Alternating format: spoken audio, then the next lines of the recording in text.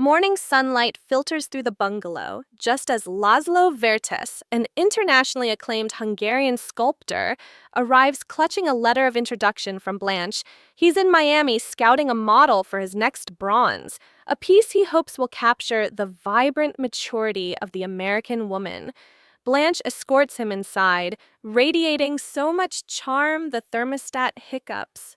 Laszlo's intense gaze roams the room, lingering on Dorothy's statuesque posture, Rose's wholesome smile, and Blanche's flirt-flushed cheeks. He announces he'll observe each of them for several days before choosing his muse. The declaration ignites instant competition. Dorothy pushes her shoulders back, silently cursing every pastry she swallowed. Rose smooths her hair, praying her St. Olaf glow doesn't read as provincial. Blanche practically levitates, convinced destiny has handed her a pedestal in bronze. Sophia watches from the hallway, cackling that nothing says midlife crisis like three roommates auditioning to stand naked in a stranger's studio. Observation week begins with coffee table Olympic trials. Dorothy lounges on the couch, casually reading The New Yorker aloud in French. Rose bakes kuchen shaped like Rodin's Thinker and leaves it conveniently under Laszlo's nose. Blanche emerges in a silk robe so sheer the morning paper blushingly folds itself. Laszlo sketches in silence, eyes flicking from one woman to the next, jotting cryptic notes. Each believes she's winning. When Laszlo asks for a tour of Miami's architecture for structural inspiration, Blanche volunteers her convertible and a route featuring mirrored windows, so he can admire her reflection every block. Dorothy counters with a scholarly lecture on Mediterranean Revival facades, only to discover the sculptor left his notebook in Blanche's glove box. Rose tries a softer touch, gifting him a St. Olaf troll doll for luck, which Laszlo pockets with a polite smile that reveals precisely nothing. By midweek, tension thickens like overwhipped meringue. Dorothy storms into the kitchen after finding Blanche's lingerie draped over Laszlo's sketch pad. Blanche claims the silk floated there on a breeze of inspiration. Rose intervenes with a peace offering, three matching friendship bracelets emblazoned, Muse in bloom, but Dorothy snaps hers in half. Blanche threads hers through her décolletage. Only Rose still wears hers, now tinged with dish soap despair. Sophia stirs marinara while observing the meltdown like a Roman senator watching gladiators. She warns the trio that artists are fickle. Last time she posed for a Sicilian painter, he swapped her face with a bowl of fruit. They ignore her, ramping up efforts. Dorothy rehearses poses from Hellenistic sculptures. Blanche practices sultry accidental towel drops, and Rose sets up a lemonade stand outside the studio emblazoned with refreshment for the creative soul.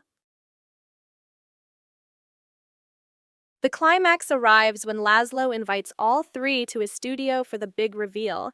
He has chosen his model. The atelier smells of clay and tension. On an easel rests a covered canvas.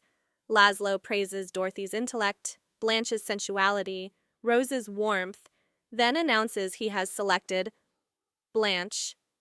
For the final nude work, Blanche squeals. Dorothy's jaw drops. Rose's lemonade pitcher sloshes to the floor.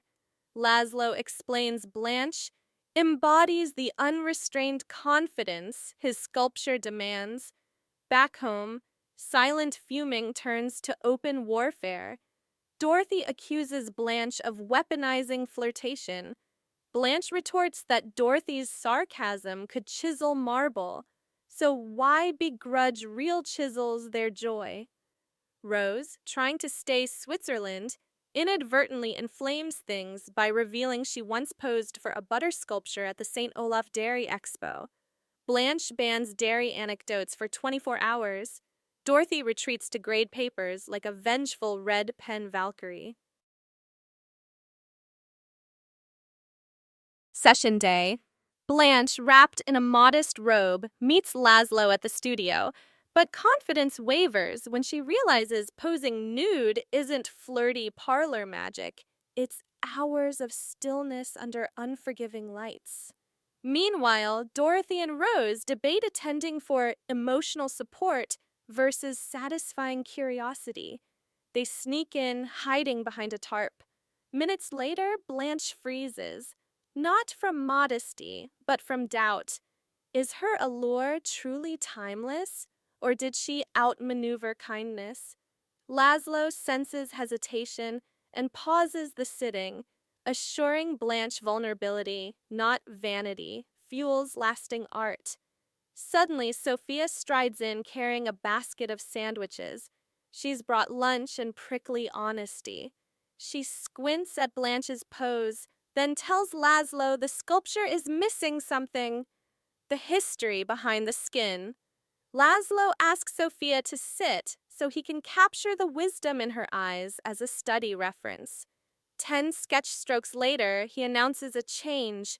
Sophia will be the final subject. The room goes silent, except for Blanche's robe hitting the floor in shock. Days later, the finished bronze of Sophia, tiny frame, proud chin, laugh lines etched like topography, stands unveiled at a gala. Critics laud its blend of innocence and resilience. Blanche, Dorothy, and Rose clap hardest. Their earlier rivalry melted into awe. Blanche admits she sees her own future strength in Sophia's posture. Dorothy says the sculpture teaches that intellect, confidence, and warmth all age into wisdom. Rose gushes that every Sunshine Cadet must visit Grandma Courage on field trips. Back at the bungalow, cheesecake tastes sweeter under fresh humility. Blanche toasts to beauty in all seasons, Dorothy to honest self-reflection, Rose to artists who see beyond the obvious. Sophia smirks, reminding them her modeling fee is lifetime control of the TV remote. Laughter ricochets off the walls, and the girls realize true art didn't just capture Sophia, it carved pettiness out of their hearts, leaving a space big enough to house gratitude.